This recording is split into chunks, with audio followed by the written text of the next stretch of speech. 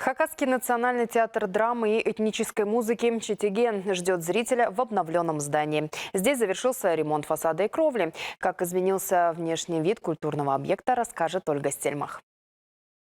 Больше полугода с момента запуска работ. Теперь Хакасский национальный театр драмы и этнической музыки «Читиген» узнаваем даже гостями столицы. Современный дизайн и декоративные элементы здание приобрело национальный колорит. По линиям оно напоминает очертания созвездия «Большая медведица», в честь которого и назван театр.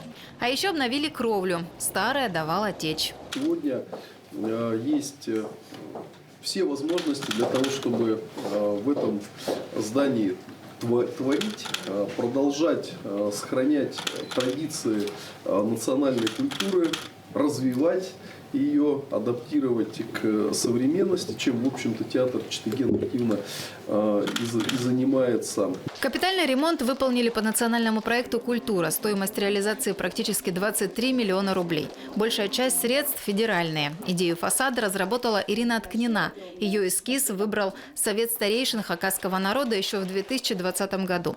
Затем по поручению министра культуры Светланы Окольниковой была разработана сама концепция. Спасибо всем огромное. Нашему Совету старейшин за идею, строителям за воплощение. Зная, что наши придумщики идей-то имеют много, а технически как?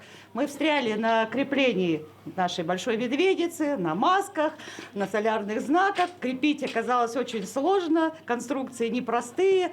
И, наверное, в Российской Федерации это уникальный такой опыт и уникальный проект. Сегодня у актеров театра жаркая пора. В день идет по 3 новогодних спектакля. В это здание по улице Пушкина в Абакане коллектив «Читигена» переехал в 2019 году.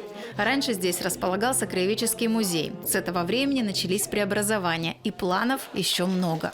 Заявляемся еще на один проект, уже на федеральный проект. Там на 7 миллионов. Здесь мы хотим привести в порядок стены и зрительный зал. Зрительный зал у нас на настоящий момент он без звукоизоляции. Так как мы примыкаем все-таки к жилому дому, поэтому мы запланировали там звукоизоляционные работы. Ольга Стельмах, Антон Новожилов, Вести Хакасия.